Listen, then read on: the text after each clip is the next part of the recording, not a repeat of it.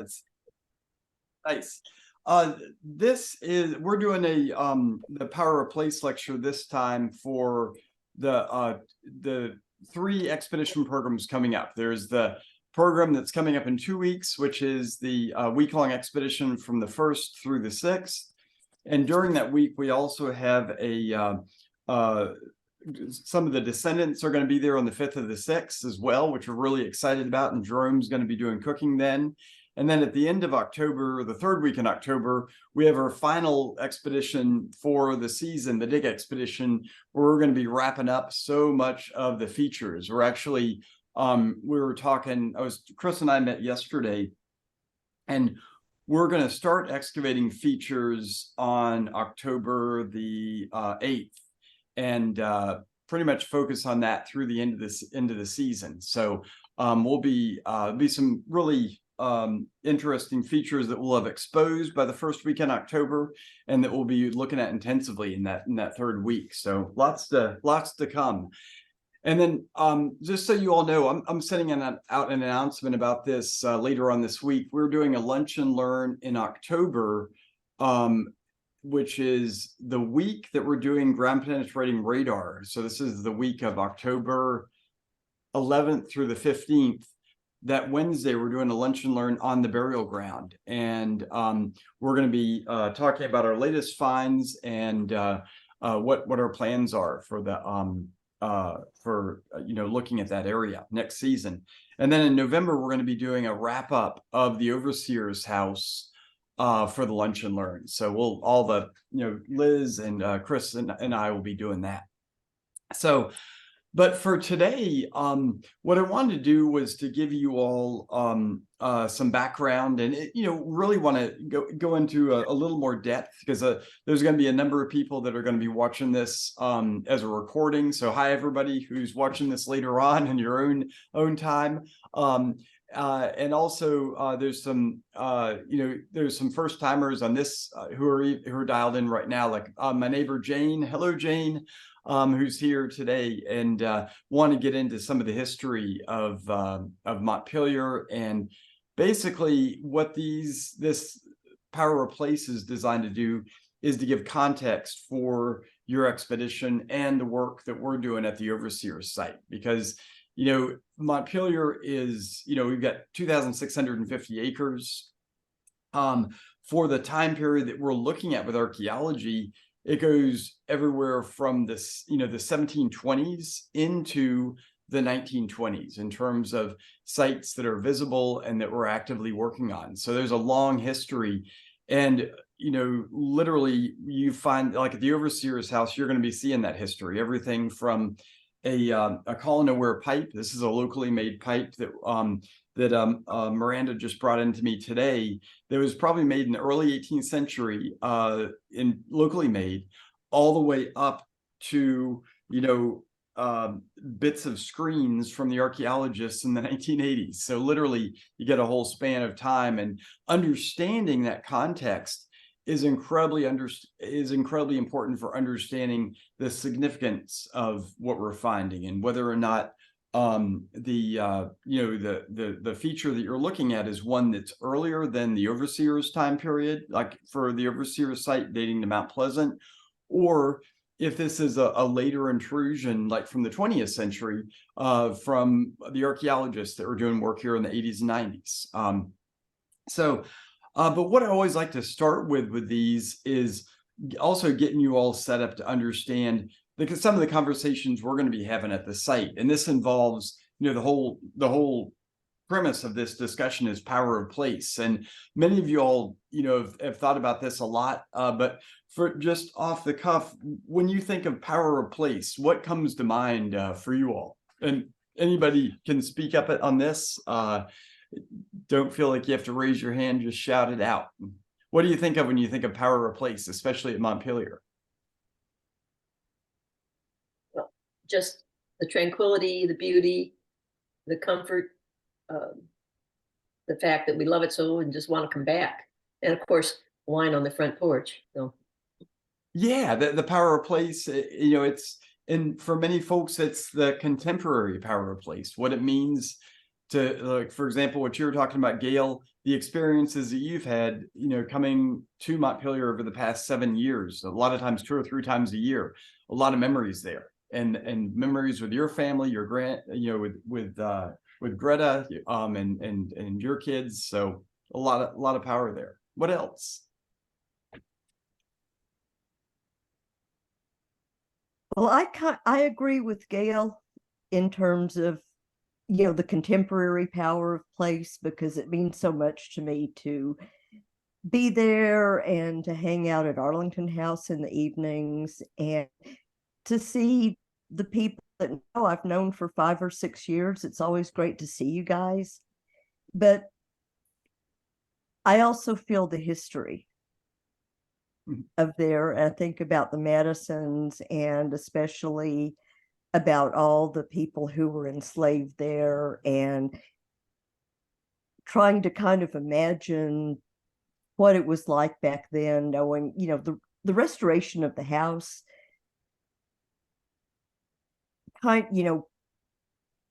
it brings some of it back, but it doesn't bring it all back.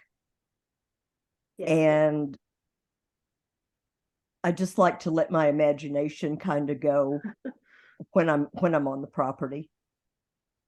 Yeah, and really like what you said, Debbie, in terms of the position of different groups, from the Madison period. During the Madison ownership, there were the Madisons whose family was there, and then the enslaved families that lived and worked at Montpelier. And for them, the power of place, same location, same geography, was very different, right, as a member of the enslaved community, as a versus being the enslavers at Montpelier. And so and when you look at different aspects of folks' contributions to history, whether it is an enslaved farmer who was in charge of one of the subsections of the farms, and the knowledge they had in creating the drainage canals that we found in the East Woods. I mean, that's a power of place for them that meant that they had a say in terms of what was happening on the farm, but also had some power themselves in terms of what they were able to influence. And going from there to the power of place that the library represented to Madison, where he, in the summer of 1787, he wrote the Virginia Plan, and that formed the basis for the Constitution of the United States. So, for very different perspectives on all this. I think, Matt, I think John Cooper, from the last dig we were there, he made a comment that I thought was very appropriate, and that was when he was in the office where President Madison did his wonders of writing. He said, I was standing behind his chair looking out, and I could see why he could come up with all these great ideas. And I thought that, when you're standing there and you're a foot behind where some of the greatest writing took place that's still in place for our nation, I mean, that's pretty powerful.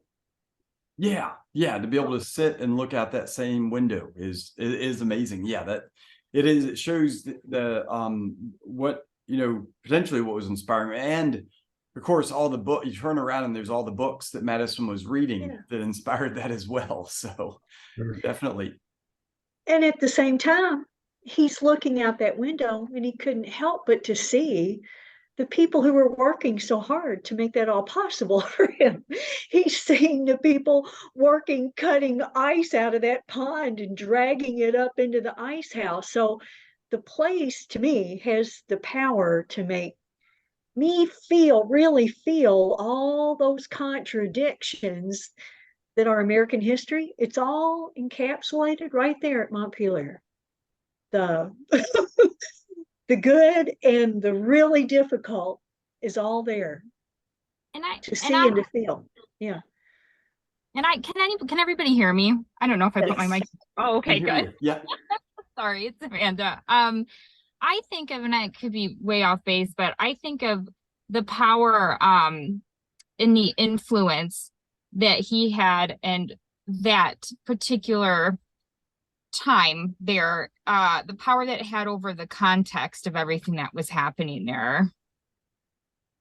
You know, that it was shaped, the way it was shaped, and how it's kind of, you know, not that there's a different way now to bring about the true context, you know what I mean, of what's happened there, what the history is there. Yeah, yeah, and that's what's exciting about the archaeological record, is that with the documentary record, that's created and written by folks that one had the time and the ability to learn to become literate, and that was not universally available back in the time, and also to write something down and then have that be preserved so we would have it today.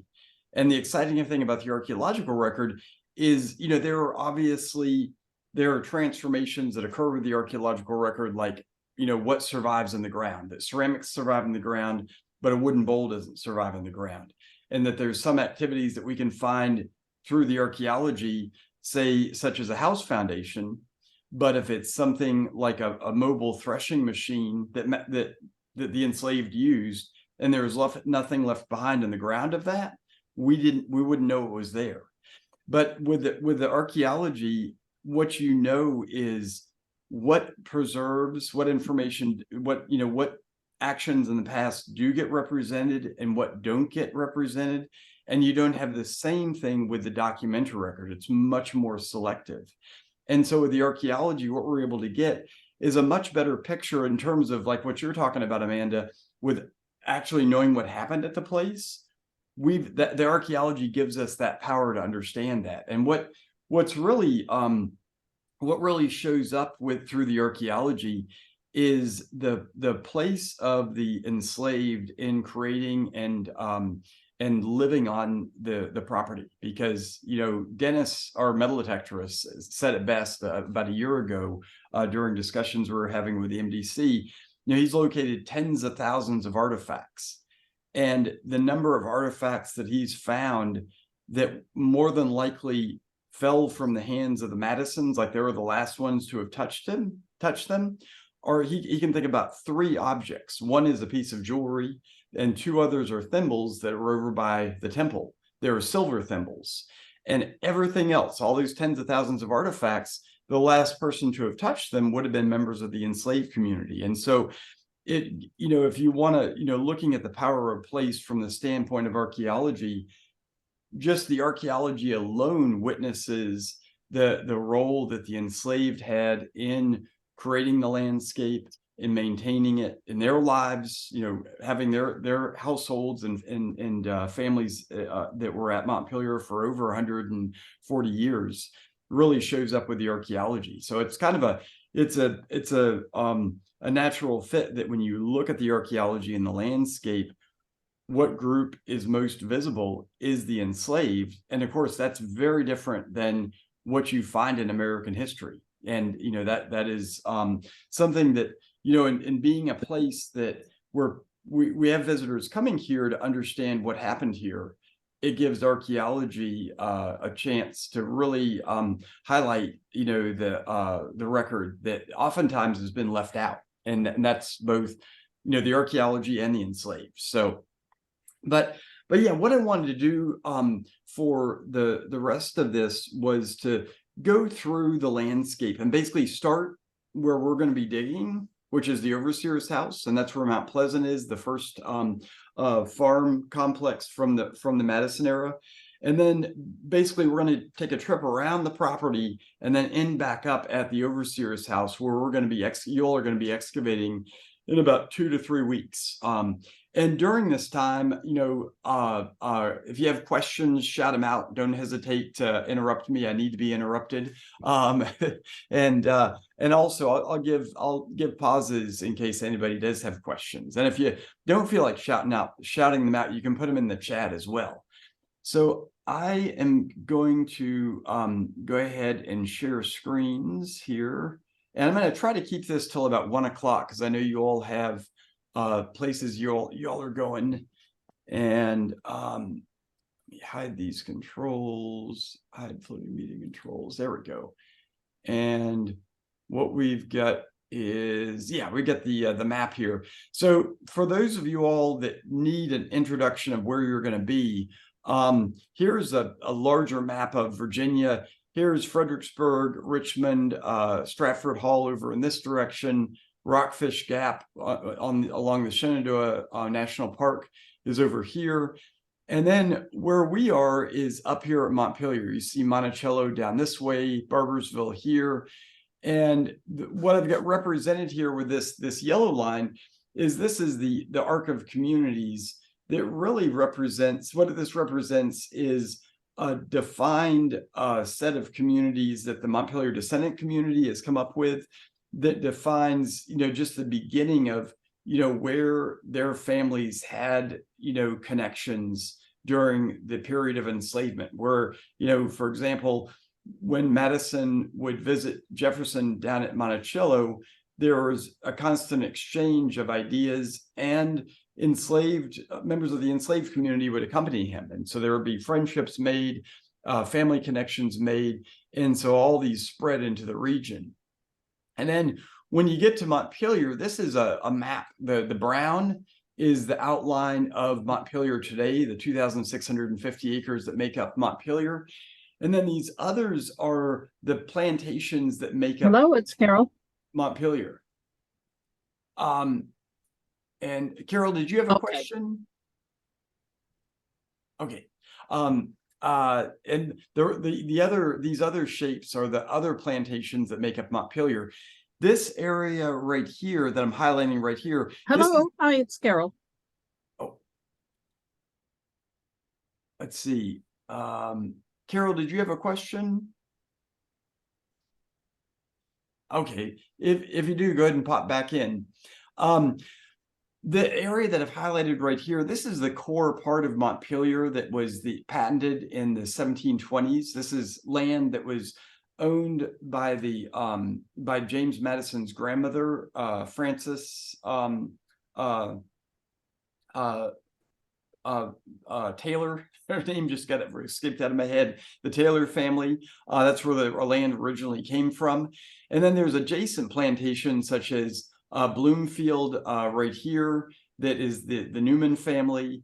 And then other sections such as Tetley Plantation up in this direction up here. And then smaller farms such as the Houseworth property that was never in Montpelier in Madison hands, but was bought by the DuPonts in the early 20th century. And then this section right here, which is the land that Doc Madison owned beginning in the 1850s, but was in Montpelier's possession with the Madisons beginning in the 1780s, and then Dolly Madison sold this in 1844. And actually, Becca and I were just talking about a burial ground that's in the woods here. For all of you all that are familiar, this is the O&M complex right here. Arlington House is over here. There's a burial ground right in here that probably contains members of the enslaved community from Montpelier, because it's owned by the Madison family from the 1790s into the 1830s. So Is that Tagg's Island? Yeah, that's Tagg's Island, Debbie. So Tagg's Island is all this area right in here. These are all these buildings that are no longer used, but we'd love to rehabilitate and make these into either intern housing or something. This is the house that I lived in back in 2000 when I first started at Montpelier.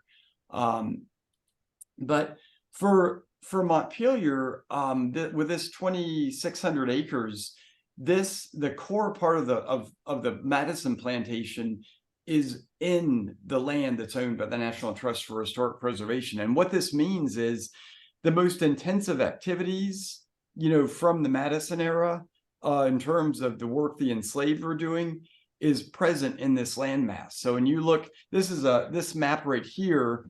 Let me turn on the LiDAR so you can see this a little bit better. I'm gonna bring up a combination of maps right here that a lot of you all are familiar with. what I had was the aerial map up, but this gray is the LiDAR. This is this high resolution terrain map that we've got for the property that shows, for example, all these gullies in the East Woods and old road traces. The LiDAR is just amazing. And then overlaying on top of that is the metal detector surveys that Dennis has been doing. And these metal detector surveys are these 20-meter gridded metal detector surveys where we lay out the property in these 20-foot grids. And when you look at the map right here, each one of these squares is a 20-meter area that we've laid out. It's about 1/10 of an acre. And the areas that are in green are areas where there's little to no historic artifacts. And then when you get up into the red, Dennis, what he found is hundreds of artifacts. So basically the areas in red show where there were intensive activities happening in the 18th and early 19th century. And when you look at the map as a whole, what you'll see is the main house right here is right in the middle of the Montpelier property. You've got the visitor center right over here, where most people come and they park their car, and the parking lot right here. And then when you look at where all this red area is, it basically forms an arc around this area. You've got the main house with the blacksmith shop, the south yard. And then, of course, what we're been looking at for the past 5 or 6 years is the home farm. And so where visitors tend to focus from the area of the temple up here with the ice house that's below it, all the way over to the visitor center and down the hill to where the field quarters are, where we've got some of the homes for the enslaved folk living and working at the farm were. All this area we've done metal detector survey on and found a whole array of sites. And what I wanted to do is basically do kind of an around the world at Montpelier over the next half an hour and look at some of these sites. So where we're going to be working we're working all through October is the area of the Overseer's site. And if you look at an aerial of this gives you really a good idea of what most visitors see at Montpelier. Not this view up in the sky, but this view. The temple is way up there. There's the main house. Here's the visitor center right here. And then where we're excavating right now is the Overseer's house. And as Gail and Tony can tell you, because they were just here 2 weeks ago, we've got a whole series of units opened up in this area where we've got burrow pits, this 2 subfloor pits exposed, just some amazing features that we're going to be looking at when you all are here. But then immediately beside this is where the Madison Family Cemetery is. You can see the wall right here in the very bottom. And actually Madison's obelisk is just off the photo, off here to the left. But right in this area where the tire tracks are, you all probably know what site that is.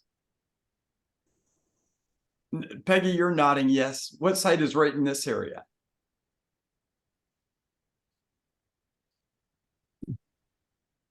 Mount Pleasant. Yeah, Mount Pleasant. What's Mount Pleasant, Peggy?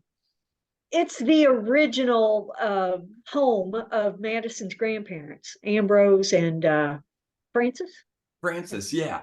And I would say Ambrose is only there for about 3 months. It is the home of Frances Madison, and her history is absolutely fascinating. We began, when I started at Montpelier, we did the excavations that actually found her home, which is the remains of which were a cellar hole that we found in the ground from doing metal detector survey, and then did excavations into, and we're able to figure out that this structure is burned intentionally in the 1760s. And that's when Frances Madison dies in 1762. But during Frances Madison's tenure, her tenure goes from about 1732 when her husband dies, Ambrose Madison, all the way up until her death in 1762. And during this time, what she has the enslaved farmers doing is working tobacco. And basically the kind of tobacco cultivation that's happening at this time is what could be called more not agriculture, but more Sweden based horticulture, where it's hoe based, meaning that trees would be girdled and then the soil would be hoed into a pile for the tobacco hills, and then the tobacco planted. And this image right here is one of her seals for marketing tobacco. She was selling tobacco in her own name all during her lifetime.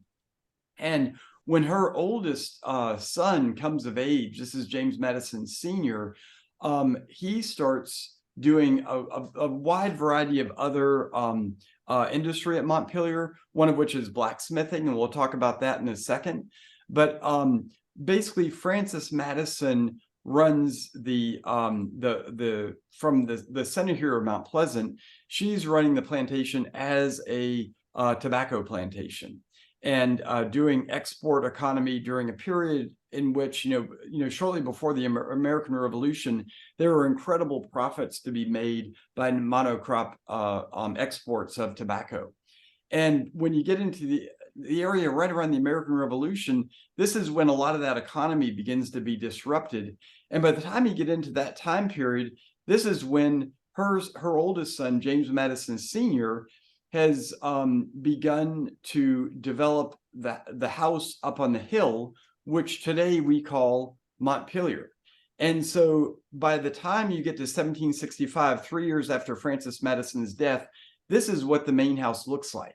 So in contrast to this is what we think of Montpelier today, is the main house with the wings on either side. But this portion that's right between these two chimneys right here, this is the core of that. So these two chimneys right here are these two chimneys, and then a little later on is the James Madison Jr. and Dolly Madison arranged to have the duplex added on with the wings, and we'll get into that in a second. But during this time, in the 1760s into the 1770s and 1780s, and getting to the period where we were just talking about, when Madison is writing the Virginia Plan up in the library, like Tony was talking about from the window right here. During that time, what James Madison's parents have the enslaved focusing on is a diversity of enterprises. One is that for agriculture, what the Madisons and have the enslaved doing is beginning to do more grain-based agriculture, which involves plowing. And the whole reason this plowing enterprise can come up is by the 1750s, what James Madison Sr. has arranged is he has a number of slaves who are very skilled at blacksmithing, and there's a whole blacksmithing complex that's set up. Basically, this is a good shot right here showing Tony during a metal detector survey with Dennis. And what he's holding is this massive amount of blacksmith material. So this is like if you're heading from the main house past the temple and you're going toward the horse graves, the area between the temple and the horse grave seems to be where the heart of this blacksmith operation is. And what we found when we excavated around the temple is, here's a picture of Liz here back in 2017, is there is all this area in the area leading into this gully that was where all the slag from the blacksmith shop was thrown. And actually, when this temple was built in the 18 teens, there's a ice house that's built below it. And what we found is that this ice house is dug into this gully, and that allows the ice house, which is 25 feet deep. And actually, I've got a shot of the ice house right here. This is the ice house below the temple. The original grade for that gully was about right where my magnifying glass is, and then the fill from this ice house was used to build up the grade around the temple to make it look like it was on a small little hill.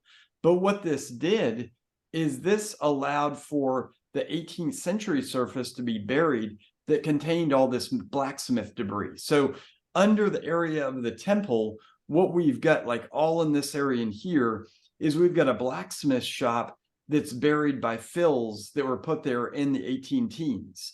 And so what we're finding at Montpelier is, the period of best preservation with the archaeology is the 1820s and 30s, because basically that's 1844 is when Dolly Madison sells the property, and at that time she sells not only the what at that time about 5,000 acres of property, but she also sells all of the enslaved community. So all 120 individuals who had have generations of connections at Montpelier were sold at that time. And that's when most of the property returns from fields back into woods. And today we've got about 1,800 acres of woods within the 2,700 acre landmass. And with that, all these areas out in here that were fields, like in the East Woods, where we found evidence for tobacco barns, for example, like this one that we found in metal detector survey, and threshing barns, which indicated, there's fields out there. All this area was fields, in the 18th century and early 19th century. And then by the time you get into the mid to late 19th century, it's all back to woods. And so we've got incredible preservation. And the other thing that happens during this time period in the 1840s is this is when the main farm complex that we're looking at right now, which, if you look at this shot right here, and here's a photo looking at the area below the visitor center. So here's the visitor center. This is all this farm complex. This is what it looked like in the early 19th century. By the time you get to 1844, all this area is abandoned, and the new farm complex starting in the 1840s is built to the east of the main house. Oops, here's the main house right here. All this area becomes the new farm complex in the 1850s, and the old farm complex is abandoned, leaving it as an archaeological site, never to be touched again until we start doing our surveys and excavations. So what we've got with Montpelier is, this period, basically from the 1720s into the 1850s, this incredibly well-preserved landscape that, either you dig down into the ground, like for example in the South Yard, and what you find is structures from the 1820s, like for example these two duplexes here that we excavated in 2011, they were part of the South Yard. Or in the case of when we're doing excavations in the front of the house with the fence line, is what we found when we were doing excavations in the front of the house was we found evidence for the post holes that for a fence line that used to run in front of the house that we restored in 2008. And you've got this Baroness Hyde de Neuville painting from 1818 that shows this fence line. And with the archaeology, we were able to put all this back into place. But with all this, one of the kind of the sequence, let me close out some of these windows here because the computer starts bogging down. One of the things that we have to make decisions on in doing the archaeology is, what to restore. And, part of that involves, what information we have with the archaeology. And with the restoration of the main house that we did in from 2002 to 2008, what became apparent was that we really needed to, the best period that was represented through the archaeology and the material record in the house was the retirement years. For the retirement years, basically, when we restored the main house and took off all the DuPont wings, what we found is that when the DuPonts added these wings to the house in the early 20th century, basically either the Madison era fabric was encapsulated into the basically covered over by these wings, or windows were taken out and moved to the exterior of the building. And then what we found with the archaeology around the main house is that basically the ground surface, for example, what you see in the back lawn right here, this is exactly what it looked like in the early 19th century. This lawn was leveled out by the enslaved landscapers in the 18 teens to create this area where Dolly would have her famous barbecues or her fetes during on July 4th. And so what we found with the archaeology is that all the terrain that's out here, you know, and if you look at this shot right here, this shows this is a CAD, a 3D CAD version of what we think Montpelier looked like in the 1820s. What we needed to do is to make decisions on what areas to do archaeology on and what areas that we were going to restore based on that information that we found. And one of the most obvious, you know, places with a restoration of the house, that this is in 2008, where restoration occurred, was this front entrance right here. And so for this front entrance, we did the archaeology in the front of the house, and that's where we found the fence line along here, and then found this fence ran from the temple all the way to what's called the Boxwood Grotto, and then formed an enclosure that ran over to the formal garden that's over here around the back lawn, and then back over to the temple. And then one of the other areas that we looked at over the past 10 years is this line of trees, the pine alley that runs from the front portico down to the temple. And for that area, you know, we spent about 2 seasons looking at the pine alley. And this is where we found literally the planting holes for these trees, but then also evidence of the blacksmith shop in this area. So we were finding planting holes that dug through 18th century blacksmith features. So there, you know, both time periods are evident in the ground. And then similarly, when we were looking for what was called a grove of aspens in the front, that you can see in this shot right here, what's called the grove, and is mentioned by visitors. When we did excavations over here, what we found was, oh goodness, let's see. In this area, we found evidence for the trees that were in this area. This is a shot of the trees replanted. And then for the grove itself, oh shoot, I thought I had a picture of this, but I don't. For the grove, what we found in this area, well, you can see it on this map. What we found evidence for is actually the buildings that were in this area. So for example, right here in this shot right here, you can see this is the brick foundation for an outbuilding, maybe a smokehouse that was there from the 1760s up until about 1811, when there were trees planted in this area. And then what we also found is just down the hill is we found evidence for a brick wall that runs along the front of the house right here. This brick wall that is shown in this picture right here is, you can also see in this shot, this brick wall is running along here and then turns and heads in this direction. This is the brick wall that I've got in the image that you can see right here. Let's see. Yeah, this brick wall right here, this is present in the 18th century. This structure right here is the building that shows up in this shot right here beside the well house. Basically, you've got this whole buried 18th century landscape that's in front of the house. And this includes another whole set of buildings on the other side of the main house. For example, this duplex building that's right in front of the main house, all this building was taken down in 1811 when the wing is added to the front of the house. So, you know, with these 18th century changes, you go from a Georgian period landscape where the building's in front of the house to this picturesque landscape that can be seen right here, where all these buildings are taken down in 1811. The blacksmith shop is moved over to the farm complex and is replaced by a temple and an ornamental landscape. You've got all these changes that are happening. And then in understanding this, one of the areas that we did a lot of work on is what's called the South Yard. And these are the quarters for house slaves.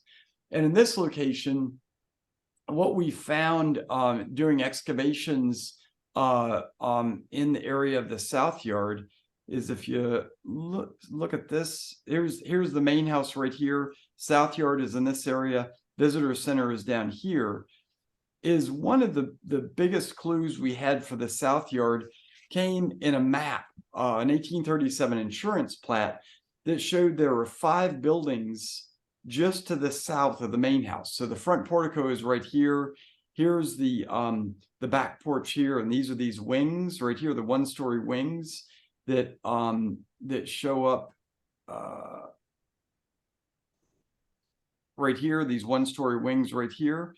But what it indicated is there's a whole complex of buildings in this area. And so starting in 2008, we began excavations in the South Yard, and what we found were 2 chimneys that were present. And this led us to work with the descendant community on looking for a way to represent this area up until the point that one day we could restore this space. And doing the restoration of this space meant doing probably 3 to 4 years worth of archaeology. It also meant that, to restore this space, we were going to need to have the resources to, build timber frame buildings with oak beams that were 8 by 10 that you just can't go down to Lowe's and buy. You got to have carpenters chop the trees down and fashion these into the buildings. In the meantime, what we did is built these timber frame ghosts to represent the South Yard. And what we began with was not only doing the archaeology in this space, but also representing the enslaved alongside the Madisons in space. Because for years, with just having the main house being present, basically the enslaved community was essentially invisible. And with visitors, this is one thing we'll talk about when you're here for the program, is basically if you don't have people represented on the landscape, for visitors, they aren't there. But once you have, because when visitors come to a place like Montpelier, they're looking to understand what people's lives are like, where they lived, what work they did. And whether by representing their homes on the landscape, that's showing you're representing, them as people. And so this is where it became incredibly important to begin to figure out what the South Yard was. And the only record we had of the South Yard documentary wise was this insurance map from 1837. But when we started doing archaeology around the main house, and if you look at our units here, when I get in about this far right here, all these little squares right here are 5 foot by 5 foot excavation units that we placed across this space. And this area right in here of the South Yard represents one of the most densest and artifact-rich deposits on the property. You've got, the 2 duplexes. These duplexes right here are, when we restored them, basically you've got a central chimney with 2 households, one on each side. And then the trash deposits are, from these households are tossed into this bottom area beside the smokehouses that we've restored. But the archaeology of these smokehouses is represented by, the archaeology you can see right here that we did in 2015. We found evidence for ground laid sills for the smokehouses and a fire pit for, smoking wood for, smoking the meats. But in this area in between was this massive set of trash deposits. And then further up the hill towards the main house, what we found up in this area was evidence for not buildings that were built in the 18 teens. Like these 4 buildings here were built in the 18 teens, but these 2 buildings, the northeast quarter and the south kitchen right here, these structures were built in the 18th century. And in fact, this building right here is what's called the south kitchen. So we also began calling it the planter's cottage, because the bricks we found in this structure here were more similar to bricks we found at Mount Pleasant. And the kind of chimney that we found, this is a picture of Liz right here with the top of this chimney, that when the chimney collapsed, the top of the chimney was buried in the ground. And when you look at this picture, here's a close-up picture of Liz right here. You've got this band of plaster right here that matches the band of plaster for the main house. this, and then you got all this brick rubble from the chimney. All this area is an area where the chimney collapsed all through here. And this gave us this incredible detailed information for this building that dates to 1750 and is probably, this would have been the childhood home of James Madison. So when he and his parents are married in 1749, his mom, Nellie Conway Madison, gives birth to James, the future president, not at Montpelier, but down at Port Conway outside of Fredericksburg, Virginia. And she doesn't move up here with James Madison, the baby, until it looks like this building is built. So apparently she does not want to live down at Mount Pleasant with her mother-in-law all the way down here at Mount Pleasant. She's waiting for the main house, this planter cottage to be built. And so this planter cottage that we found, just has an incredible history that spans from the 1750s, before the main house is built, all the way up until when it's taken down in the late 1820s, after Nellie Conway Madison, the mother of the president, passes away. So what we've got in the archaeology of these spaces is basically biographies of all the people at Montpelier. You've got, we were able to figure out information about James Madison's childhood from the archaeology, combining it not just with the building that's right here, but with comparative information from Mount Pleasant, about a quarter of a mile away. And by sewing all this information together, what we're able to tell is, reconstruct this incredibly complex history. And this is, one of the most exciting things that we have as archaeology staff, and having you all come in these programs, is actually to have you see this landscape in person. And I'm sure you all have gotten the emails with some of the information packets we sent you. There's one called Archaeology Sites of Montpelier. That has basically all the sites summarized that I've been talking about right here, and goes into a lot of details about what we found. And if anybody doesn't have those, shoot me an email. I'll send you the recording of this. And if you're missing any of these documents, let me know. And I'll send these documents out to you all after this, when I send the recording out as well. But with this landscape, and especially the south yard, the excavations at the kitchen were absolutely life-changing for what we know about Montpelier. And one of the other ways that the excavations in the south yard were really game-changing for us is the work that we did with the descendant community. So when we started doing excavations in the area of the south yard, we engaged the descendant community in these kind of one-week expeditions. And one of the things that descendants were very interested in the work on the south yard is that with doing archaeology so that their ancestors' homes could be reconstructed, one of the things that descendants asked was, how are you going to represent our ancestors and give them the same degree of respect that Madison has, for visitors in the main house? And this is where we created an exhibit called The Mere Distinction of Color, co-created it with the MDC. And literally, like during the week that we were doing the work in the south yard, we did, over 2 years we did this, descendants were interviewed for the exhibit that we created in the cellar. And a lot of their the stories that they had and wanted to be told are now part of this permanent exhibit at Montpelier. And one of the things that we're going to have you all do when you're here is exploring these spaces, because when we're working at the overseer's house, out at the overseer's house, what we've got out there is essentially an empty landscape. We've got, this would have been a bustling village in the 1820s and 30s, but today it's pasture, along with a bunch of, archaeologists and expeditioners out there doing work.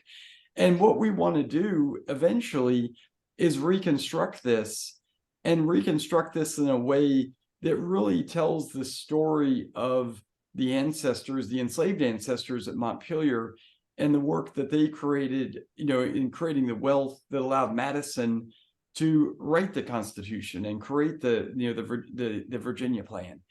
And so understanding how we're telling the story, where we've done archaeology in the South Yard, and many of you all remember, like, oh gosh, well now it's 2023. Now we're going on 15 years. 15 years ago, the South Yard was a collection of trees from the DuPont era, and there was almost nothing representative of life here. And then today we've had these buildings represented. One of the things we want to learn from is, what works and what doesn't. And one of the exercises we have you all do and coming on the program is not just, learning about how to excavate units and identify artifacts, but learning about how we use the information from the archaeological record to give presence to past peoples on the landscape, and do that in a way that's relevant for visitors, for descendants, for a wide range of folks. Because by identifying what history works for different constituencies, we're able to tell a much broader history that has a relevance to all people, Americans, international visitors.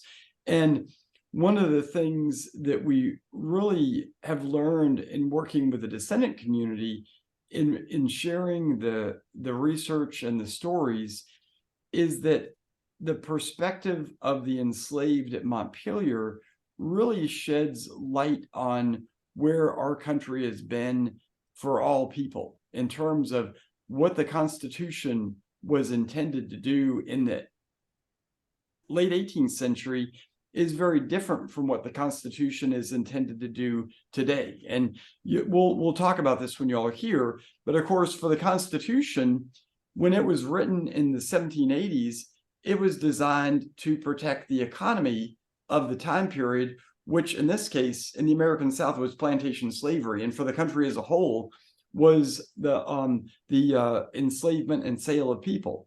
And today, of course, that the 13th, 14th, and 15th Amendment that ended, but there's a whole series of changes our country has been through that's reflected in the archaeology that we're doing. And so this makes what you all are doing in a month, 2 weeks to 3 weeks, incredibly important for telling this story of the Constitution. I mean, what we do at Montpelier is not just do archaeology to recreate another Virginia farm.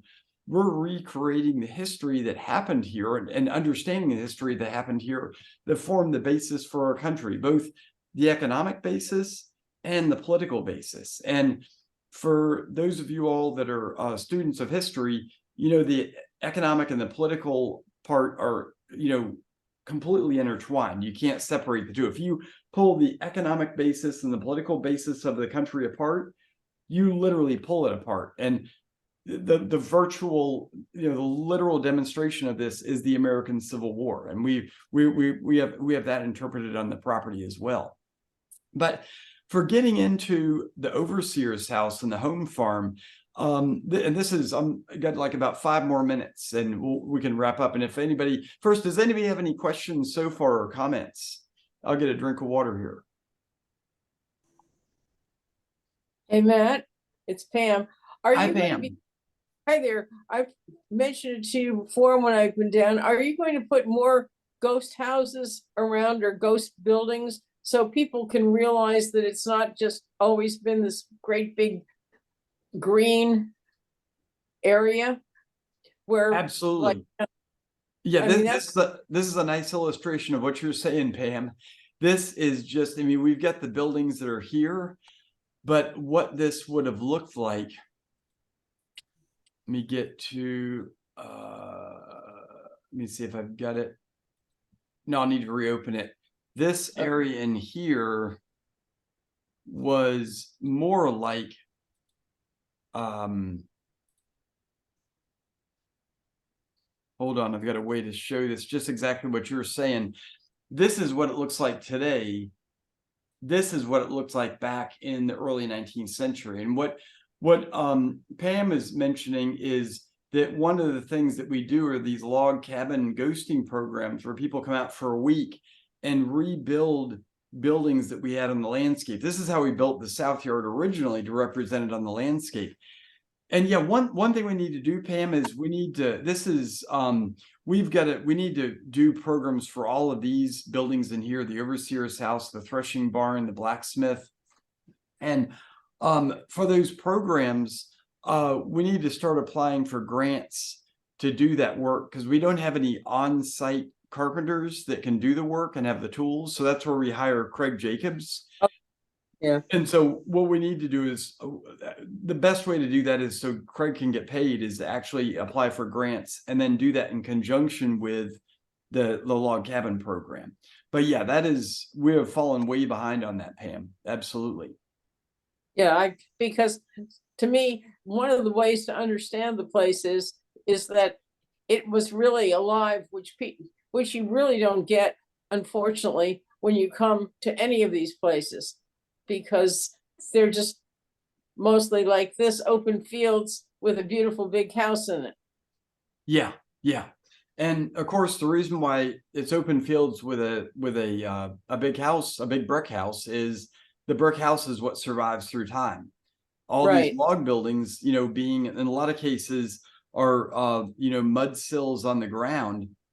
They're going away with termites. And actually, like this structure down here we built in 2015, it's starting to see its years. We need to replace the bottom sills on this. So and then Hassan Jeffries, who's the chair of the MDC, he's expressed a lot of interest, and you'll like this, Gail and Tony.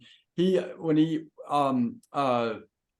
brick pier that you all found, that marks the blacksmith shop.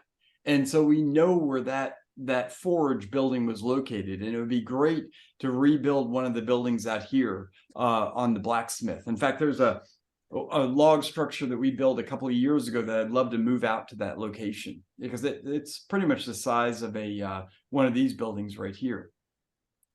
But for the overseer's house, what we're focused on right now is I'm going to turn on the hill shade here so you can see the units.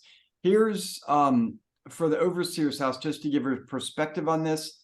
The visitor center is right here.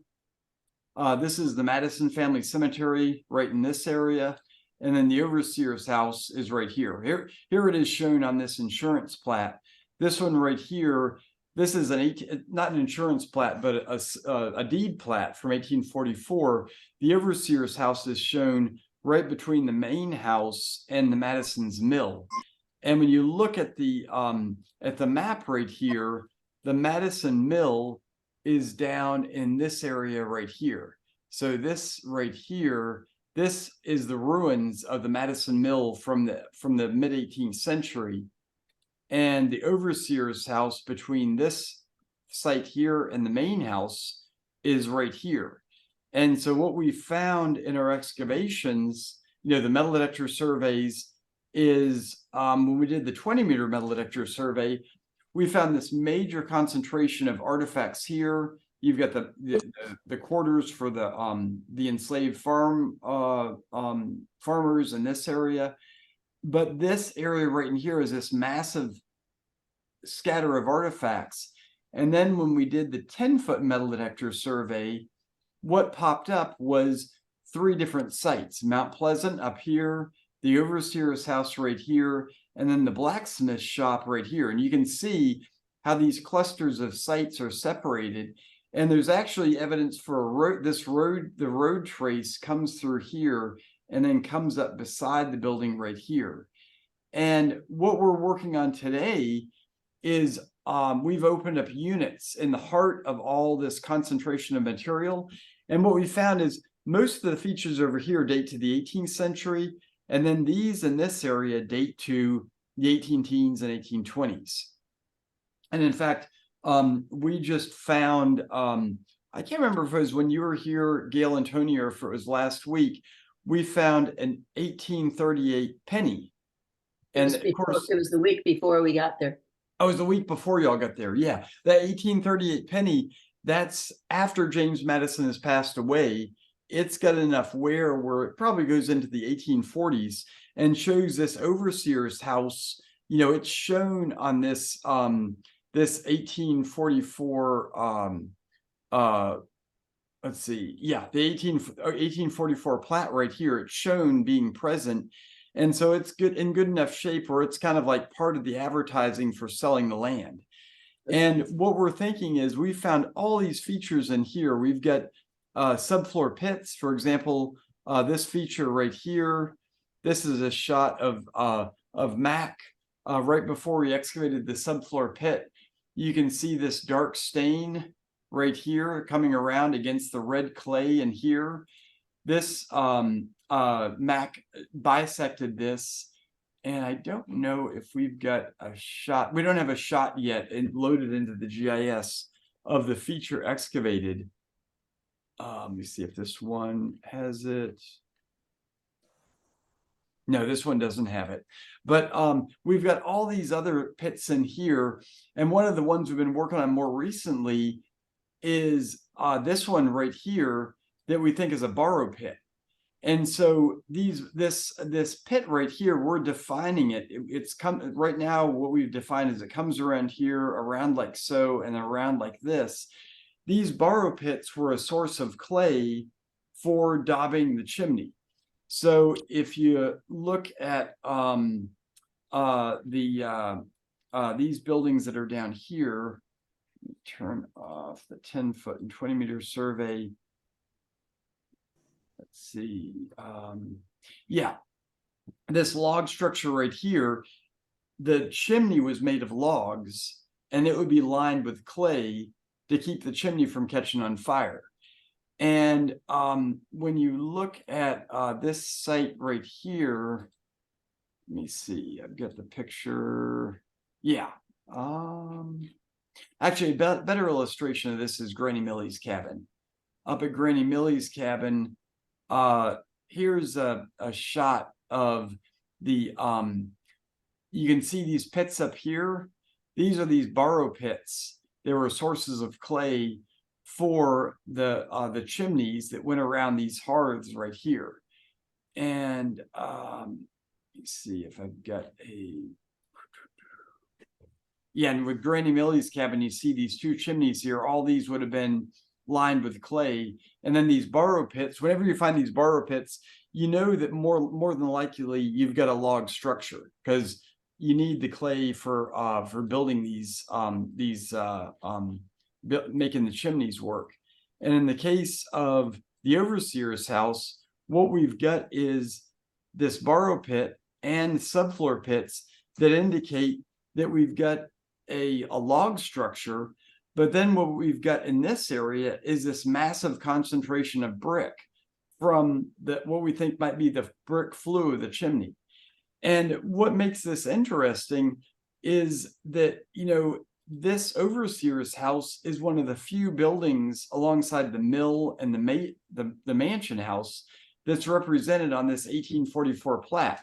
So it seems to indicate that this overseer's house was built, you know, of a size to have some value. And that's what we're trying to figure out is, you know, what exactly this building looks like.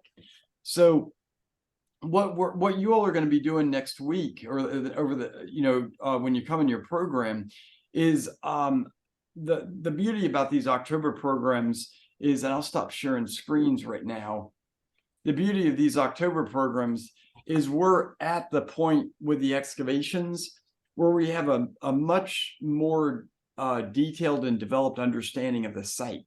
And the last month of excavations is really kind of pulling things together to answer the whole range of questions we've been trying to address. So super excited about, you know, what we're going to be finding when you all are here in October. Anybody have any questions about the overseer's site? Peggy better bring her hard hat because the walnuts are already starting to come down. Yeah, the walnuts are coming down. Absolutely. Okay. That's what we have. Yeah, they're all over the place here in Kentucky too, already. Yeah. I just had a comment. I'm a third-year archaeology student, and my professors are letting me skip. Oh, nice. And they said that you better put me to work. You'll be put to work. Don't worry, Amanda. Yeah, this'll you're gonna come back with all kinds of information. And if you have a semester paper you need to write, let's talk and we can get you all kinds of information to knocked very that out of the excited. park. Yeah, they're very excited. I think they're a little jealous, so I'm excited to come back and talk to them about it. That's awesome. Where do you go to school? I just moved from Las Vegas to come back to Detroit at Wayne State. Yeah. Yeah. Okay. Nice. Yeah, just to finish historical. They've got a great historical archaeology program here. So Wayne State does. So look Well- forward to talking with you about that. And you'll never work with a greater, more professional, more dedicated bunch of people, let me tell you. I believe that is why I signed up. He has quite the reputation with archaeologists I've spoken to. All right, thank you, Amanda. What I'll do is I'll Sorry. send you all Tony forgot to silence his phone. I'll send you all the recording of this lecture, and then also in the email I'll send some of the story maps to give more information on the site, and then also the link to the story map so you can explore the landscape as well. So Okay. all right, well, great talking with you all today. And if you all need anything else, don't hesitate to reach out, and looking forward to seeing you all in October. All right. Thank you.